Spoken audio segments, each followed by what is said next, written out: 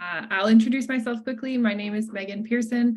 I am in charge of training and learning at Knowledgehook. Basically, I spend a lot of time talking about Knowledgehook to teachers like yourselves.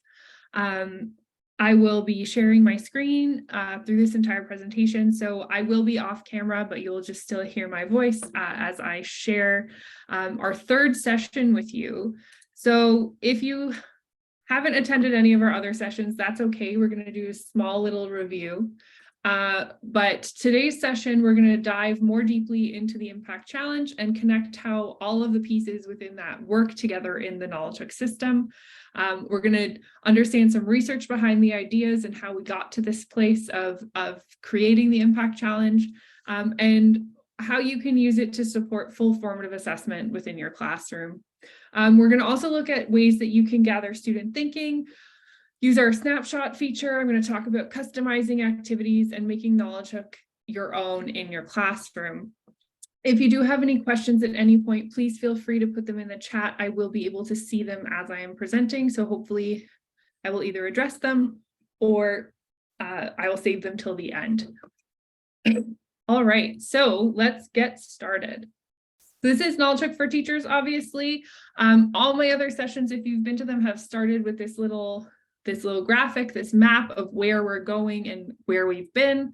The first section in Knowledgehook is the formative assessment tools that you can use in your class. That's the missions and the game shows with curriculum aligned questions. Then from there, you receive some results. And even further into that, you also receive some teacher insights and some teacher support resources that you can use in order to support your students who have struggled. And finally, we have our built-in professional development tools, which is the Impact Challenge, which we're going to focus on a lot more today.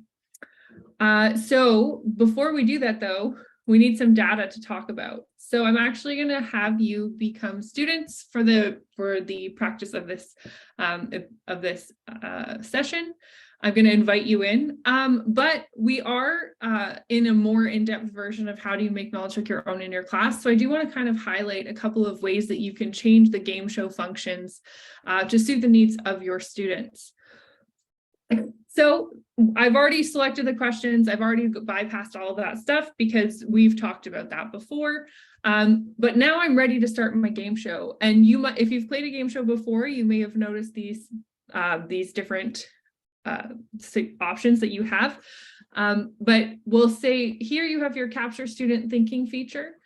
It's automatically set to selected, which means that it'll only ask students to upload images of questions that have been pre-selected with that request. Or if you're feeling like having your students answer every single one with showing their work, you can switch that to all. For time's sake, I'm not going to have you upload a picture for every single question we're going to look at. Another thing you can do is create a leaderboard. So Knowledgehook is automatically set to collaborative because it is meant to be a formative assessment tool. But if you have a class that thrives on competition or you want to make something a little bit more fun, you do have the option to switch the game show to a competitive mode. And finally, we have the celebration threshold. So when we have a collaborative class, our celebration threshold is automatically 50%, but you can edit that to be anything you want between 0 and 100, whatever suits your students' needs, and whatever you think is the milestone you're looking for your students to celebrate. There are also advanced settings about registration and tiebreakers and those things, but we don't need those. Those are really deeply into using Knowledgehook. If you do have questions about those, you can feel free to connect with me at a later time. So I'm going to invite you to be students. If you have a teacher account already, please log out, and you're going to be logging in and creating a brand new a brand new student account. Please do not single sign on with Google. It makes your life a little bit more complicated if you do. And it'll prompt you with instructions on the screen in a couple of seconds.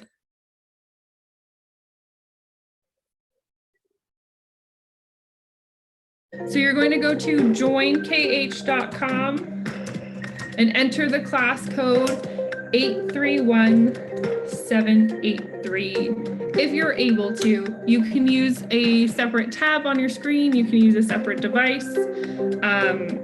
You can just watch if you want. I'm going to join as well so that I can ensure that we have someone participating, but it's really up to you. So give everyone a couple of seconds to set up that account if they would like. You don't have to remember the password. I'm not going to be assigning you any homework. This is literally just for our own usage for this specific session.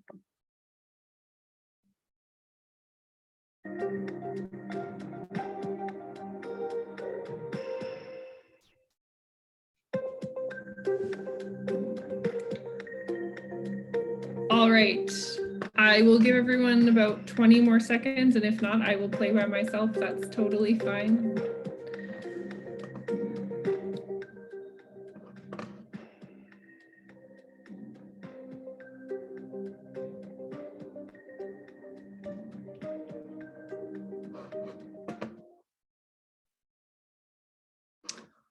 All right, thanks for joining, Viv.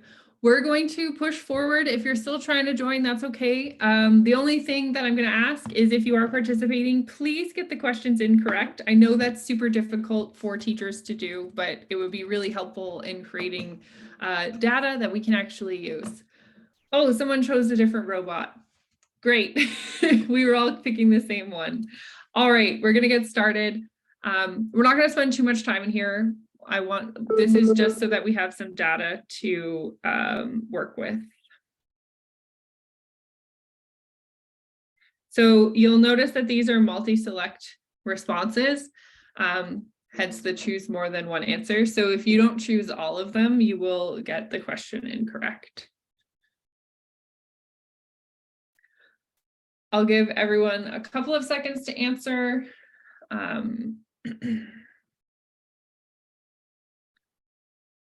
Some things you'll notice about the game show is if you are looking at my screen versus your screen, they may not match. This is done on purpose. If we were all sitting in the same room, it would be the same scenario. Your neighbors would most likely not match. Thank you for getting them wrong. We're going to continue on to the next one. So we got 0 correct, so we didn't get a celebration at this point. This one is asking you to upload your work.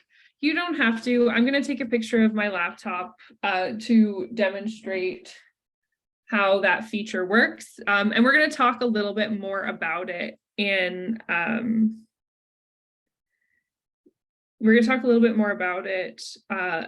little later on. So you'll notice if you do submit it as a student, you are asked if you would like to submit an image or submit paper to your teacher. This is just another way that you can gather student work from your students. And so I'll give everybody a couple of seconds. Perfect. I can see that one person has submitted their image. That's definitely me. You'll also notice as the student, you cannot move forward until the whole class is ready to move forward. This is done on purpose, and I will show you a picture. Here is my laptop that's sitting in front of me. All right, let's go on to our last question. Thank you all for only choosing one answer and getting these incorrect. It will help with the data for sure.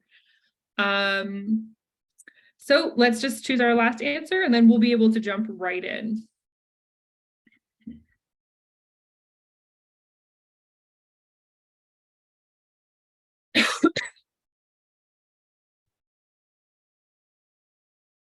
Some other features about Game Show, if you haven't heard me talk about it before, is that it works similarly to Kahoot, but you'll notice there is no timer included. So that is definitely something that you can manage on your side as the teacher. If you want to only give students a certain amount of time to complete this, that's totally fine.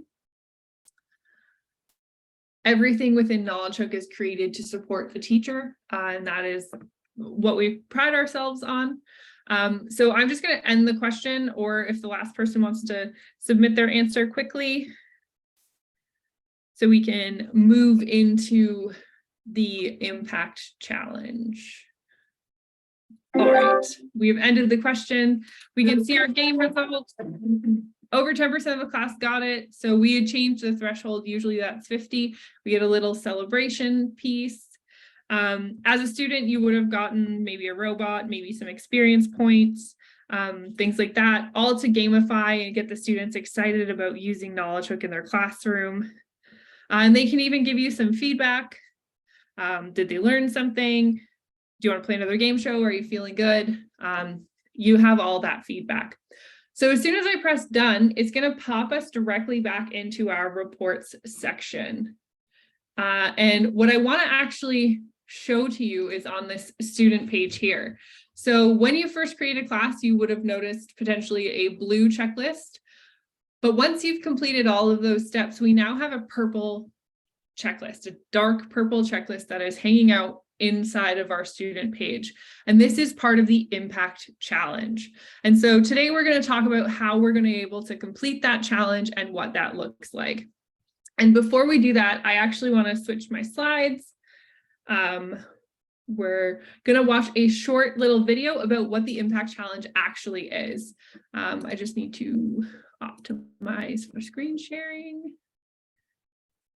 Please let me know if you cannot hear this. As a teacher, you know that meeting the needs of your students requires you to continuously grow your own knowledge and practice of how to teach effectively. But you also have to deal with the whirlwind of all the important things that need to be done each day just to keep your class moving forward. So how do you manage both? Welcome to the Impact Challenge, a simple, focused, and achievable way to build on the effectiveness of your own mathematics teaching while making an immediate impact on your students. The Impact Challenge is simple. Use Knowledgehook to help you select a focus area based on the needs of your students. Use that focus area to build your own learnings as well as to try new methods of meeting the needs of your students in that area. Knowledgehook will provide you with a number of expertly designed resources to support you in that effort. Finally, to complete the challenge, work with your students to apply what you've learned, and when you are ready, measure the impact it has had. Improvement does not have to mean working harder and longer. It often means having a focus and using that focus to improve yourself in a manageable, productive, and impactful way. That's what the Impact Challenge is designed to do. We hope you take us up on the challenge. So that's a quick little insight into what the Impact Challenge is. But before we dive into how it works and how to complete it, let's talk a little bit about where it comes from. And so we really built the Impact Challenge off of the work of Helen Timperley and the Teacher Inquiry and Knowledge Building Cycle. This is only one type of formative assessment cycle that's out there. There's plenty of other ones that this could also fit within as well, including learning sprints, Simon Breakspeare's work. And so anyways, with the Teacher Inquiry and Knowledge Building Cycle, we highlighted 4 key points within that cycle that Knowledgehook already does for you and can easily allow you to complete that full assessment cycle. So in the Teacher Inquiry and Knowledge Building Cycle, we highlighted the data analysis, so seeing what your students are showing you based on their work, using that to guide your professional inquiry and learning, taking what you've learned and doing some purposeful instruction with those students, and then finally measuring the impact that we've had with that purposeful instruction. Did we have the opportunity to actually close those gaps and misconceptions that our students were showing us through our data analysis? And so within Knowledgehook, we already do the data analysis for you. All you have to do is assign something to your students, and we're going to look at all the data that we just gathered from our fake class that we made together. And we'll be able to use that data to select a focus area. So something that Knowledgehook does is it identifies areas of struggle for students based on how they respond to the assessment that has been assigned to them. We then notify you in app and via email, letting you know that students have struggled in this specific content area. And we also offer some teacher support resources to help you in that specific content area. A key thing to keep in mind, these are premium features. If you do not have premium and you are interested in premium, please connect with Shelly or Jocelyn in your math department. They can help you with that. But basically, what we are asking you to do is to do 4 simple steps. First, select a focus area based on the struggles of your students. Pick something that you know that the system is telling you that they've struggled on and that you think would be a good place for you to focus your efforts. And then use our teacher support resources for that focus area. We have 3 different types of teacher support resources. I'll do a high-level talk about them. If you're more interested in talking about them more deeply, the last session that we did, session 2, we talked really deeply about what each of those resources is for and how to use it. Once you've had the opportunity to take a look at those, we want you to work with your students, whether that's through using our built-in intervention questions on the worksheets, through the resources, or however you feel is the best way to do that intervention with your students in small group or whole or one-on-one. Finally, we want you to run a growth report or measure the impact. And so this is the final step, which is usually the step that we miss. And that is to do a post-assessment based on the area that we just worked on. So we spent all this time gathering data and trying to make sure we close the gaps, but how do we know if we actually did? So you can quickly and easily run a post-assessment through Knowledgehook. All right, so I'm going to pop back into the tool and actually show you how it works. So as I mentioned, dark purple means Knowledgehook Impact Challenge. If you see dark purple hanging out anywhere, it means that that is about the Impact Challenge. And so you can see already, we've already done the first thing on the list, which is identify the gap. That's our data analysis. The system has already done it for us. And we can see that in our report section. So we actually ran a report together. We did an activity. Here's our report. All of 5 of my students who did this activity need some support. I have my data that I can analyze here, but I know that this has notified me that there is a problem. So you could deeply dive into analyze this, or you can go look and see the focus area. So we've tried to make sure that the language matches so that you know you're looking for focus areas. So if I go in there, this is where I can see all of my students who struggled, and I have access to my teacher support resources. So this is the in-app way that I mentioned earlier. You also could get you also will get an email after you run an activity in your class if students have struggled. We will notify you which students struggled. Here is your support resources access that you can use. So our next step is to select the topic area we want to work on. And so you see a purple box sitting right here. I only have the option of 1 misconception or focus area right now because obviously we haven't done that much work together. But as your students work through different tasks that you assign them, if they're doing warm-ups or exit tickets or the kickoff mission, you're getting notified of areas that students are struggling in. So we're just going to choosing operations to solve problems with large numbers. So once I select it, it reminds me of what the steps are. So our first step was identify a gap. We did that. Our next step was to select a focus area. We did that. Now we need to access our teacher support resources. One thing I will highlight for you is I am quickly going through this right now. We're going to talk about this for 10 to 15 minutes. You're going to spend a different amount of time on this because the Impact Challenge is not prescriptive. You could do it over a unit, over a week, over a couple of days. I wouldn't suggest anything more than 2 weeks because at that point you've definitely moved on. And we're on to different areas of struggle probably at that point. So we're going through this really quickly. But this is definitely a do at your own pace. And that's why we remind you every step of the way what the next step is. So the next step is to access our teacher support resources. So I'm just going to click Get Started, and it's going to pop me directly into those resources. The first resource we have is the math background document. This is explaining to you basic concepts, big picture view of the specific topic, and it really has to do with the pedagogical content knowledge of this specific concept. We always include a glossary for you, so you can share that with your students if you wanted.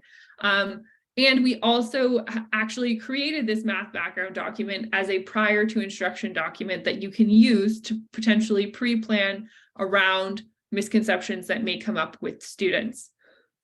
The second option we have is the misconception chart. This is probably our most popular document because it's so easy to use. It's a list of common misconceptions that students will show you that they're struggling with, and we're giving you expert teaching strategies on how to close those gaps that your students are showing you.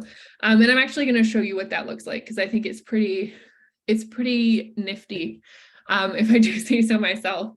Something I always like to point out as well is that we didn't reinvent the wheel with any of these resources. We've just created something that's easy to use and that comes to your inbox as your students are struggling. So you don't have to go searching for a resource. So this is laid out. What am I seeing? So what is the problem or misconception my student is showing me? And then what can I do? What are the expert teaching strategies that I can use to potentially help support this student in closing that gap? Then our final document is the intervention questions. These are a worksheet that is pre-created for you. It is not meant to be just handed to the whole class. It is really meant for targeted group work with students who struggled in this concept area. Obviously, it's a worksheet. We all know what a worksheet looks like. But the key with this is that it comes with a guide. And this guide actually helps you to identify specific issues that your students might have. And you can actually select and assign questions based on what you've covered and based on what you know your student needs. And this guide tells you the focus of each questions, the observations and look fors that we think you should be seeing as students are working through these questions with you or in small group, and the notes that we think that would be pertinent for you to know to ensure that this is going according to plan. And so those are the three documents you have available to you. And we're asking you to take a look at them before you move into your next step of the Impact Challenge. However, you may have a different set of resources that you want to use, and that's okay. The purpose of Knowledgehook is really to support you in your formative assessment journey. And if you're not using us, then we hope that you're using something else. The whole key point here is to do that full formative cycle and make sure that we are closing that gap. So you'll notice down here at the bottom, I have a complete the challenge button. There's also a deselect this topic. So maybe you've decided that another topic has come up that you think is more important or that you think you could affect more students, and you decide to switch topics. That's totally fine. We've given you flexibility within this. It's also important to note that you can only complete one impact challenge at a time. So if you do want to complete this one that we're working on right now, which I believe is choosing operations to solve problems with large numbers, we'd want to complete that challenge prior to picking the next one. And so to complete it, all we do is press complete the challenge. And it will ask you, have you done any type of professional learning prior to running this post-assessment? Yes or not yet. If you say not yet, it just pops you out. Nothing negative will happen. It's just kind of a reminder that, hey, part of this cycle requires us to do some professional learning based on student need in our classroom. And so great, you've done that. Excellent. Last step, let's assign the post-assessment. So I'm going to press assign. If you've used a mission, you know what this screen looks like. This is a mission. This is how you assign a mission. And you have whole class or individuals. So I can select the students that I know I did some targeted work with to help close those gaps. And now I want to see if that actually happened. So you can assign to the individual students, or if you want, you can assign to the whole class and have all the students complete the impact challenge. On the student side, how it looks is just another mission. It's nothing special on their side. It's just another set of questions for them to complete. And with the gamification in those pieces, students usually tend to enjoy completing these questions. So if you do want to do the whole class, that's totally fine.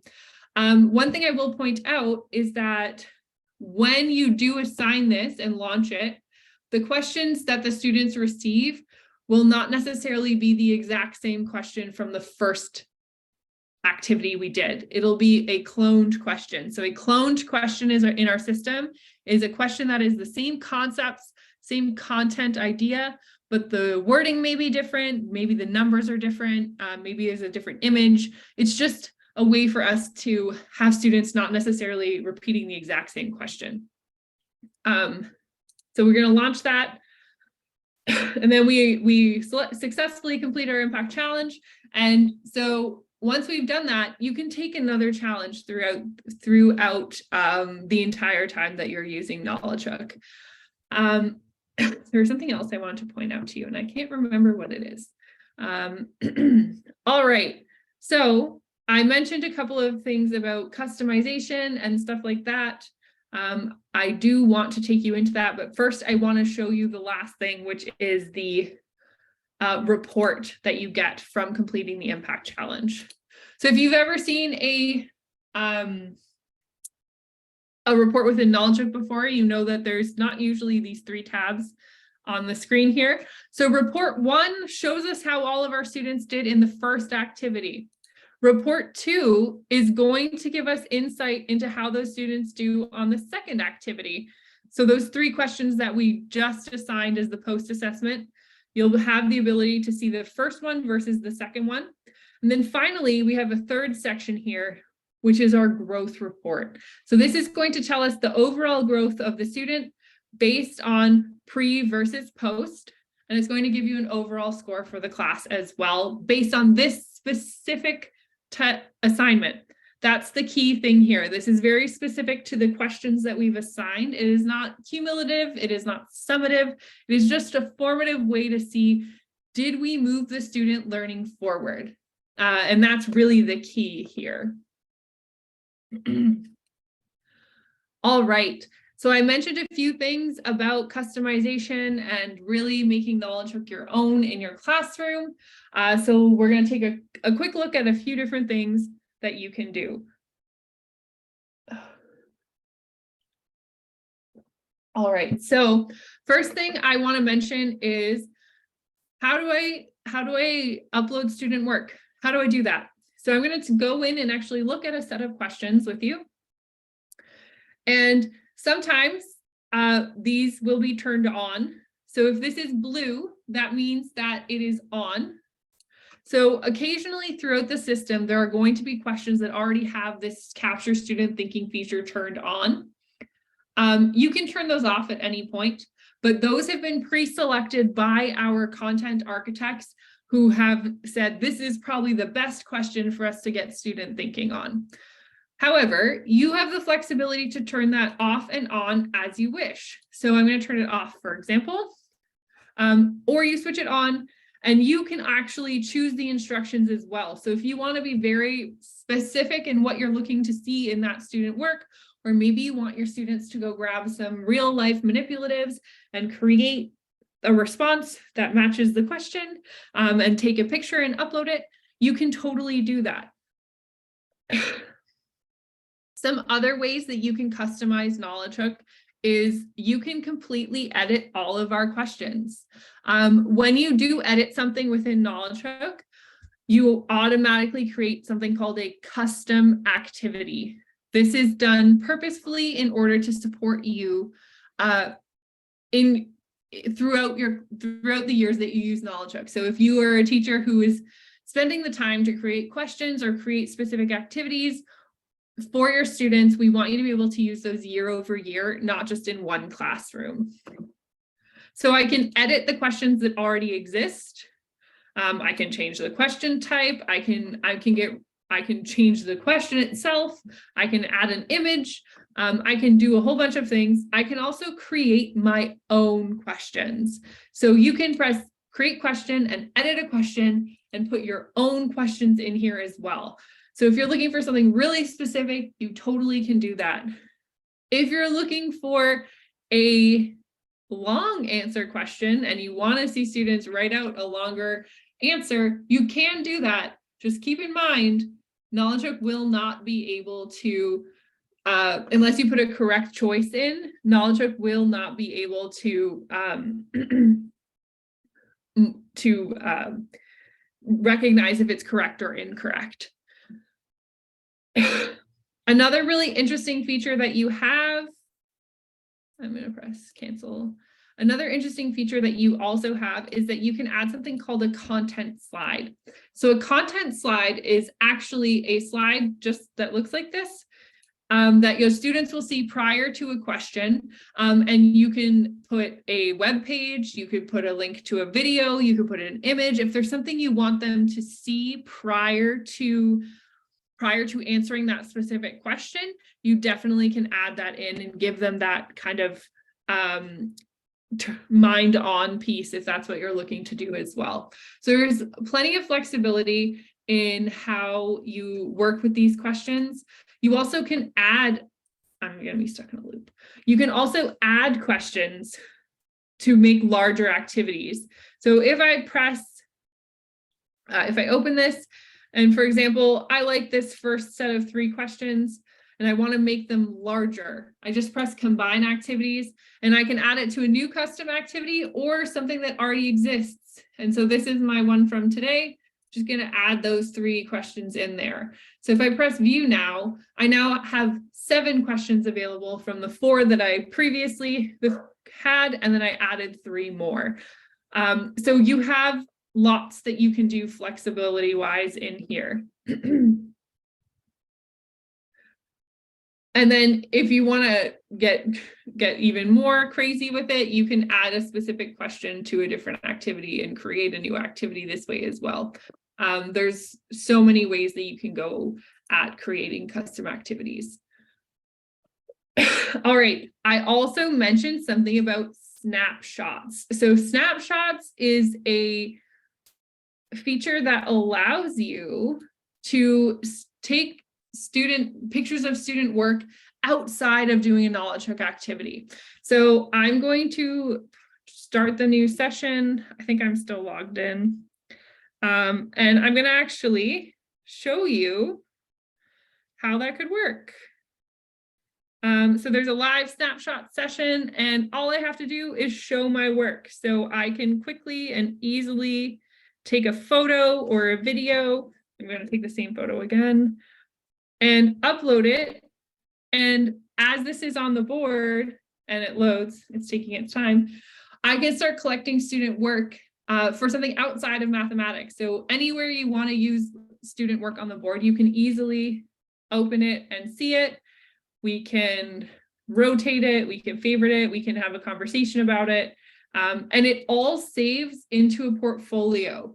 So your student work is always saved for you. So if you are having conversations in parent-teacher interviews, or you want to gather student work to do some a larger PD day, you have these options of gathering this work. I'm going to quickly end this session, but that's really how that works. It's just a way for you to have the ability to gather student work and thinking outside of a Knowledgehook game show or mission. And then so to access that portfolio, it's in your reports section. So you can see there's a notification here because there are some new images in there. So if I click in there, you'll see all of the questions. You'll see all the responses for students in chronological order, but I can also head to Megan directly and see her portfolio. And we have split them up. So anything that comes from within a Knowledgehook activity, whether it's a game show or a mission, will be in the portfolio section. And anything that came from snapshots will live in the snapshot section. So these are just some ways that you can utilize Knowledgehook in different ways in your classroom. Another thing I want to point out, I think I might have pointed this out in the first session, but live mode is a really interesting piece that you can use when you're using missions in your classroom. So if you have students working on individual missions, whether they are differentiated or not, you can see how it's going in real time. And by real time, I mean a 10-second delay for it to load. So as students work through these missions, either a green box or a box with red will pop up, letting you know if the question is correct or incorrect. And it tells you which question it is, so what number question it is, and the timestamp on it as well. So as students are working through, you can see how quickly they're going. And if they're getting a bunch of reds in a row, maybe you want to go and intervene directly at that point. As well, you can see if students are online. This also saves data for 5 days. So maybe you weren't in your class one day, maybe you were sick, and you want to see how things went with the Knowledgehook that you left for your students to do. You can go in and see how that went for your students. And then one other thing I want to point out on here is the help requests. This is where students can send you information about things that they struggled with when they were working on the missions on their own. So if there's a question that they're unsure of how to answer, there is a take it up in class button that allows them to let you know that they've struggled in this specific area. And we actually show you the question here so that if you want to use that as a minds on for the next day or address it directly with the student, you have that opportunity. All right, that's really all I have about customization. I'll only highlight a couple of other things that I know always get asked of me. If you've been in my other sessions, you've already heard this before, but it bears repeating. You have access to all grade curriculums. So if you need to differentiate for a student, you can easily do that by selecting the grade level that you think they're at or you know they're at and assigning them missions from there. It will never tell a student what grade they're in when you assign them something from a lower grade.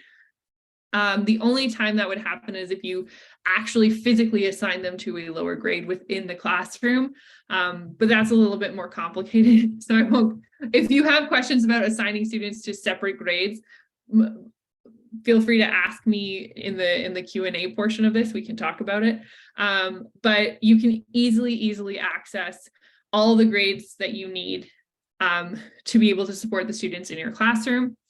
High level, if this is your first session and you've never used Knowledgehook before, start with the warm-ups and the X tickets that are pre-created for you. Warm-ups are always going to be prior grade level. So we're in grade 6, these are going to be grade 5 concepts. Exit tickets are going to be grade level concepts.